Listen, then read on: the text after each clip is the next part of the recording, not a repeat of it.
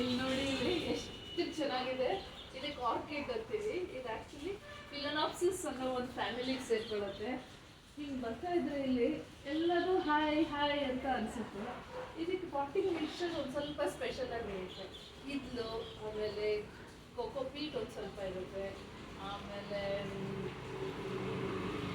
ಒಂದೆರಡು pine bark ಅಂತ ಸಿಗುತ್ತೆ, ಅದು ಹಾಕಿರ್ತಾರೆ.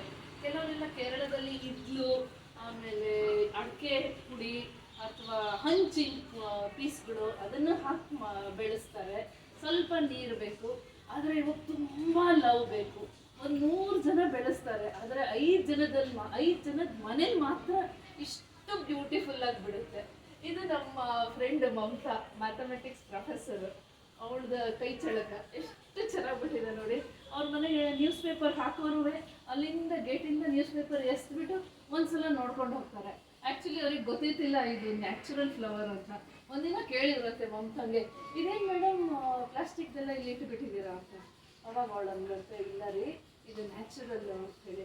6 ತಿಂಗಳಿಂದ ಬಿಟ್ಟಿದೆಯಲ್ಲ ಮೇಡಮ್ ಅಂತ ಅಂದರು. ಅದಕ್ಕಿಲ್ಲ, ಇದು 6 ತಿಂಗಳು ಇರುತ್ತೆ ಗಿಡದಲ್ಲಿ ಅಂತ. ಒಂದಕ್ಕಿಂತ ಒಂದು ಎಷ್ಟು ಚೆನ್ನಾಗಿದೆ ನೋಡಿ, ಬ್ಯೂಟಿಫುಲ್ ಅಲ್ವಾ? ಟ್ರೈ ಮಾಡಿ ನಿಮ್ಮ ಮನೆಯಲ್ಲೂ ಬೆಳೆಸೋಕ್ಕೆ. ಇದು ಒಂದ್ಸಲ ಬೆಳೆಸ್ಬಿಟ್ರೆ ಅದ್ರದ್ದು ಮನೆಯಲ್ಲಿ ಖುಷಿ ಎನರ್ಜಿನೇ ಬೇರೆ ಥರ ಇರುತ್ತೆ. Please give A try.